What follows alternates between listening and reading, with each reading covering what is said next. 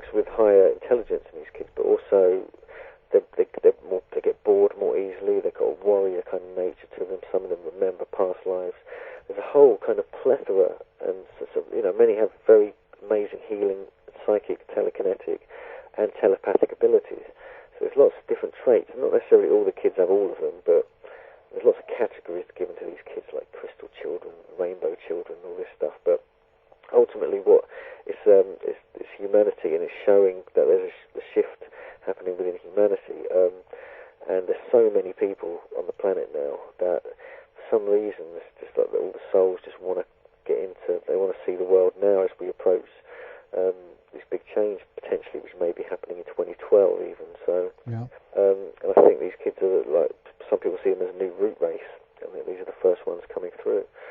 So there's a whole huge amount of information about that I've sort of looked into, and there's quite a movie being made about it called Indigo. James Twyman, I think, directed it, starring Neil Donald Walsh of all people, and the excellent documentary Indigo Evolution, which you can buy on Amazon. Which is, I wasn't involved. It's James Twyman and that lot again, but I do recommend it. It's a very good piece. And the book I've done, The Psychic Children, which is sort of covers my story with it, and looks into how the kids work with the Earth grid, even the ones I met in Hawaii anyway, and how there's a huge amount of DNA research being done on these kids as well, and they're finding the differences in the DNA. So there's a lot out there, and there's a lot going on in our world to research at the moment, which is amazingly interesting. Do you know what kind of is driving this change, or why this is taking place? Is there any clarity when it comes to that?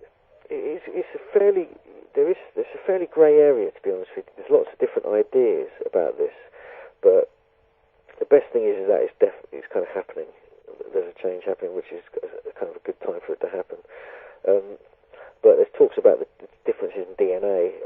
There's about more codons being switched on, and DNA being more attuned to the new energies in these kids that are coming, the cosmic energies or solar energies or so forth, even earth energies as well. They're sort of more attuned to it, and they're kind of designed for this next level, whereas we're kind of, maybe there's older generations which don't have that DNA sort of capability, or hasn't been activated.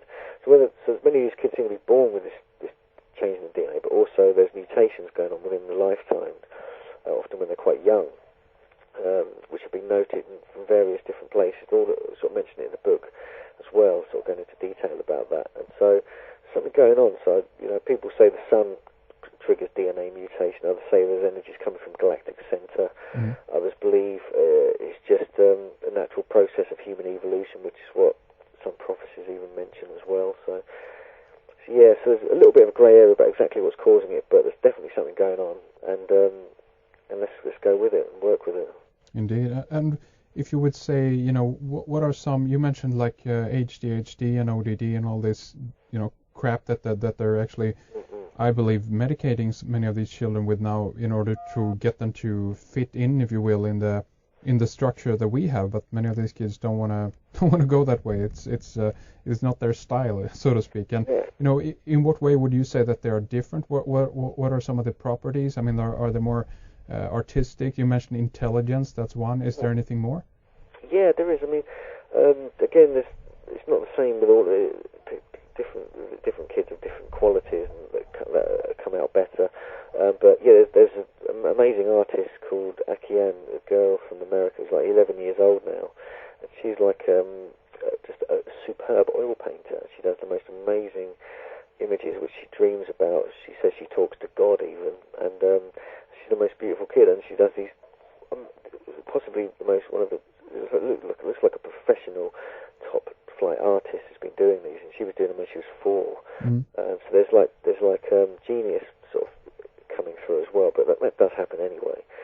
But the healing qualities is a big one. I think they seem to be able to work with healing a lot better, or there's just a higher understanding of it. But there's lots of different qualities. The psychic thing, obvious, that's happened a lot. I think that makes kids more open, so they do, what are labelled ADHD and attention deficit disorder. They've got slightly different brain chemistry, and so on and so forth. Right, right. And I think that the girl that you mentioned, I think I've seen a few paintings of hers, and I think she only paints like religious art or something. Yeah, she does lots like of of Christ and you know. Yeah. Well, she does lots of different stuff. She did this amazing one of these white pyramids coming out of the water, which she'd never seen before. She just painted them. Mm. So yeah, she does lots of different stuff. But yeah, she's very tuned in with what she calls God, and but I think her family may be Christian or something. I'm not sure, but I don't know. But she seems to do lots of different things that aren't necessarily just religious, but very deep kind of. She's a very deep girl. Right, right. And how about, you mentioned mutation, DNA changes and things like that, and that's what people, are talking about, if you will, leading up to 2012. Do you think that this is something that also could be happening to people that are alive, that you not necessarily have to be, born into that, and things are changed,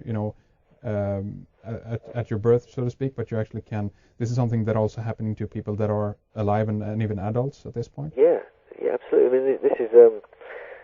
Greg Braden spotted in some of his research in Walking Between the Worlds. He noticed. He just found out from this newspaper report that this kid has been diagnosed with HIV when they were born because of their parents. Was tested and basically had HIV twice. They were tested. And then a year and a half later, they went back and tested him again, and it completely gone from his body, as though the body had just said no, get out, and kind of mutated to just deal with it. And you get this happening in Africa with Marcial Vega and the prostitutes he was studying over there. Mm-hmm. How they all got AIDS or HIV, and many of them, when he went back and tested them other times, it had been completely eradicated from their body, like miraculously. So there's lots of this kind of stuff going on within people's lifetimes. But I think with the DNA thing as well, it's easy to overlook, is the idea that it's just external stuff, causing DNA changes. Because there's lots of research on, quantum physics and etc., which says how the way we think and perceive the world and so forth alters our DNA as well. And there's been proof that this is also the case. So we have the ability to, work with our DNA, whatever. We don't need to rely on external sources. But again, this is just. I think it's just fairly straightforward stuff to do with compassion and meditation and kind of calming the mind down and relaxing and just being, working with compassion. This is like what the Buddhists teach as well. So it's all. So a lot of the kids are into this stuff as well, funnily enough. So there's a whole, different way of looking at DNA and what's going on. But there's lots of scientific stuff about DNA research as well, which doesn't really take into the quantum account of it. Right. So do you think it's a, or should we term it a change, a mutation of the human species going on here, and a little bit also then, I guess, under our nose, so to speak, because we don't, or over our heads rather, we don't kind of seem to have control over it, Yeah. Yeah, we don't seem to have control. Well, we do a bit, I think. Sure. But I think it's one of the things of there is definitely some kind of change happening. Whether it's happening to everybody isn't known. Whether some people can accept it better into their genes, people aren't. I think that could be a possibility. This whole 2012 thing and aligning with galactic centers on the lips of many researchers and authors and astronomers, how that is having an effect. We know that there's been tests done with that as we approach galactic alignment on the winter solstices, as we get more in line with it, then it affects our pineal gland and triggers more psychic activity. So this is in one of Jeff Stray's books, Beyond 2012. There's a whole page in there about it. Yeah. And kids are getting this as well. So, but that doesn't affect everybody. It doesn't seem to anyway. So whether some people are more open to it than others. So there's lots of different factors to consider. There's lots of different theories. So it's hard to kind of. It's just I think the jigsaw is being pieced together as we speak. Well, exactly. I mean, exactly. We don't even know the half of the story yet. Things might not be complete or whatever. This might just be, again, if this is some kind of, because I personally, always believe that there are kind of bursts, if you will, of evolution taking place when the circumstances on the planet or whatever is changing rapidly, then the human can, and other species too, of course, but all animals can and humans can adapt to those changes very quickly, and kind of microbursts of evolution taking place. And so what we might be seeing here is a small kind of burst, but it's just a beginning. This might lead actually to something completely different in a couple of I don't know, thousands of years. We'll see. Yeah, it could also explain why many species are going extinct, although often people believe that's pollution and the weird stuff that we've. Sure. There could be a deeper picture to that as well, perhaps. Yeah. That the DNA isn't capable of dealing with what we've got coming, kind of thing. Some of us are getting tuned up to it. Well, exactly, because I mean that's an important point, I think, because at the same time we can see potentially these natural changes taking place. Many of the our own everything from Wi-Fi to all the chemicals that we take in.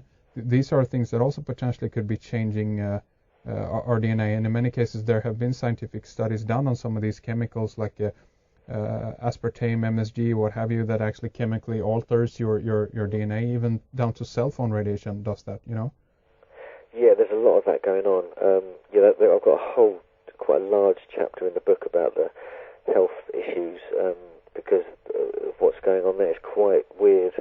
Just the sheer sort of frequency, kind of energetic fence they're kind of putting over Britain is worrying, with all the masts, the Wi-Fi, and the Tetra, and so on. Yeah. And I think that's happening in quite a few places now, and that's kind of always kept my eye on that, because that can really affect you, and it can affect your pineal gland.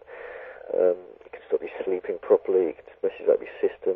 It has DNA implications, and then there's the whole food supply issue as well. The lack of nutrients in it, the lack of minerals, especially, because that's that's what kind of acts as a kind of receiver and sort of helps your energy in your body properly, as well as being nutritional, and kind of fires things up. Yeah. And all the toxins as well. You mentioned aspartame, neurotoxins, MSG, fluoride, which calcifies the pineal gland as well, which inhibits intelligence and psychic ability. Apparently, there's been tests they've done in China. Yeah. So yeah, there's a lot of issues as well. But again, it's just point yourself towards the natural healthy natural lifestyles, and stay away from vaccinations and so forth, and just choose the more holistic way of life. I think that's what a lot of parents have to make these choices for their kids. Yeah. For them to allow them to be in their natural state and be different, if that's the case. Be a bit more more energetic, as some parents may describe. I know. Yeah. Yeah. Exactly. Yeah.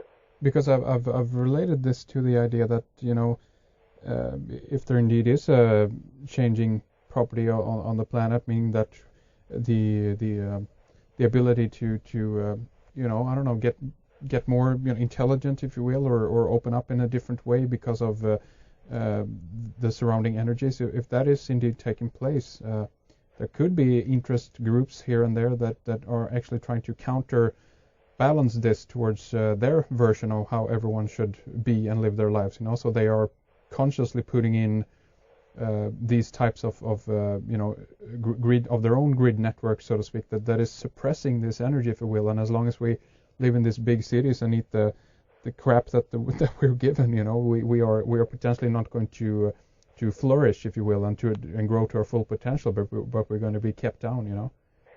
Yeah, absolutely. I agree with you on that one. There is that problem. There's lots of issues with the water supply at the moment, not just with fluoride, but with other chemicals and things that are getting in it, which can be quite worrying. I mean, there's a friend of mine in Cambridge, near Cambridge. He had the water guy come over from the water company, and he got chatting with him about it. And basically, what happens is that's what this guy from the water company said, is that they put fluoride in the water where there's reports of lower dental health.